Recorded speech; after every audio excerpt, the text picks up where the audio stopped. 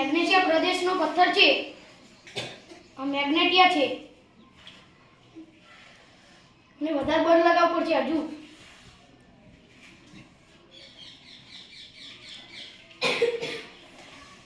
હાઈશ નીકળી ગયું. આ નીકળતું કેમ નતું? આ ચુંબકીય પથ્થર છે. આ ચોંટી જાય છે આ લોખંડ તેના સાથે. જો મેગ્નેશ ભરવાડભાઈ, આ પથ્થર ગ્રીસ પ્રદેશના મેગ્નેશિયામાંથી મળ્યો છે. એને મેગ્નાઇટ તરીકે ઓળખવામાં આવે છે. અને આ મેગ્નાઇટ પથ્થર ઉપરથી આપણે મેગ્નેટ એટલે કે ચુંબક તરીકે અત્યારે જે વાપર્યું છે એ ચુંબક આ રીતે શોધ થઈ. એટલે ચુંબકની શોધ કઈ રીતે થઈ તમે સમજ્યા ને બધાય? બકરીઓ તમે પણ સમજી ને? ઓકે.